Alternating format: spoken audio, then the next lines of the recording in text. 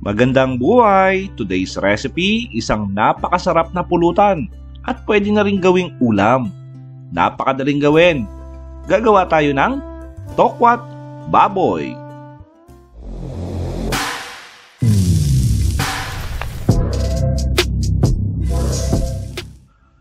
Magpakulo lang ng katamtamang dami ng tubig sa ating kaserola or kawali na paglulutuan. Tapos lagyan natin to ng dahon ng laurel, pamintang buo, bawang, lagay tayo ng sibuyas dito, at lagay na natin yung ating karne. At gumamit po ako rito ng pork belly. Ngayon, pwede naman kayo gumamit ng tenga ng baboy or maskara. So, since na medyo hindi available yung mga parts na yon, so pork belly na lang yung ginamit ko. At maglalagay din tayo ng asin.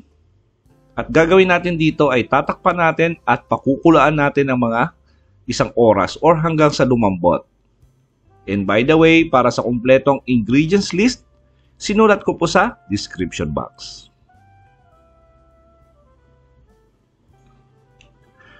At makalipas yung isang oras, check muna natin. Ngayon pag matigas pa yung karne, i-extend nyo lang. Pero medyo malambot na yung pork belly natin. Gagawin natin dito ay hahango na natin. Lagay na natin sa ating strainer. At maganda yung pag napatulo mo ng maigi yung tubig or napa-drain mo talaga yung tubig na nandun sa karne. Tapos pinalamig lang natin yan ng mga 5 minutes. Yung pwede mo nang hawakan. Tapos hiwain lang natin to sa mga at least mga 1 inch yung kapal. Tapos yung isa naman, hiwain natin siguro sa mga 3 slice. Tapos gagawin natin dito ay lagay lang natin doon sa ating strainer at i-air dry natin for about an hour. At maganda yan pag na-air dry natin para mas madali siyang maging crispy. So habang inihintay natin yung ating pork belly na ma-air dry for 1 hour, gagawa na tayo ng ating masarap na sausawan. Yung ating luya ay hiwain muna natin sa maliliit na strips, tapos tadtarin natin to ng pinong-pino. At masarap yan pag medyo marami yung luya na gagamitin natin. Para kasama na yung pag sinausaw mo yung pork belly natin or yung tofu doon, tapos may kasamang sibuyas at saka yung luya, nako, napakasarap mo yan. At yung ating sibuyas naman ay hiwain lang natin to sa maliliit na dice. Ngayon kung medyo mura yung sibuyas na puti or yung brown, mas masarap yun kasi medyo mas may tamis yun ng konti. Tapos red at saka yung green chilies, hiwain lang natin to ng medyo maninipis. Ngayon kung gusto nyo, tadtarin na sa inyo po yan para mas lalong maanghang. At lalagay din tayo rito ng bawang. Hiwain lang natin to ng medyo coarsely or hindi masyadong pino. Lagay lang natin sa ating maliit na bowl. Tapos lagyan natin to ng black pepper powder. Lagyan natin ng asukal. Lagyan natin ng half cup of soy sauce or toyo. Half cup of vinegar. Tapos lagyan natin ng konting liquid seasoning. Nako, talaga sausawan pa lang panalo na. Haluin natin.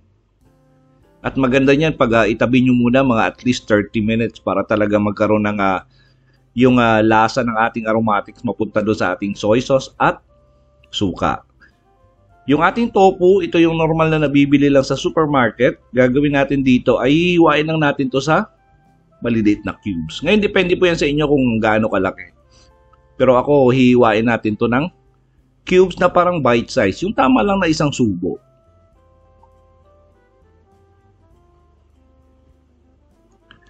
Tapos tabi muna natin to. Nagpainit na tayo ng mantika.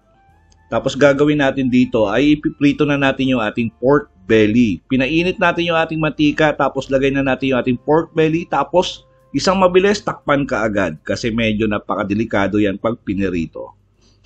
Ngayon, hintayin nyo lang na tumahimik yung kawali nyo, yung hindi na pumuputok. Pag medyo tahimik na, pwede nyo na buksan. At baliktarin natin. Tapos, lakasan nyo yung apoy for 5 minutes. pwede na nating iahon yung ating pork belly.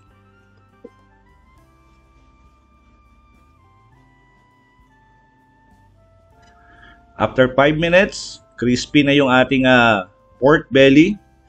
Lagay lang natin to sa tissue para ma-absorb ng tissue yung excess oil.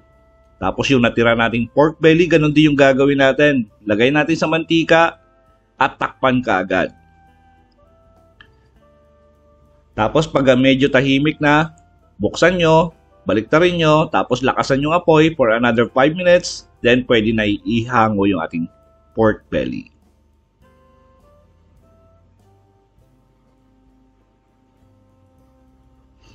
Tapos, yung pinagprituan natin ng ating pork belly, doon na rin natin iprito yung ating tofu. And make sure na mainit yung mantika pag hinulog nyo yung tofu para hindi siya magbasag-basag or hindi siya maging malambot. Kasi pag hinalo natin yan at malamig yung mantika, hindi mainit, madudurog yung ating tokwa. Tapos continuous lang yung paghahalo natin para pantay yung pagkakaprito natin. At huwag masyadong over fry kasi medyo mapakla yan pag nasobrahan kayo ng prito ng tokwa. Siguro mga 5 to 6 minutes lang nating piprituin. Ngayon pag okay na, pwede na natin to ihango. Make sure na i-drain nyo yung excess oil. Tapos tabi muna natin. At yung ating piniritong pork belly, hiwain lang natin to sa katamtamang laki. Ngayon depende po yan sa inyo. Yung iba dyan hindi na hiniwa. Pero hiwain natin into bite size. Siyempre pag medyo pulutan to, maganda yan pag hiniwa nyo ng maliliit.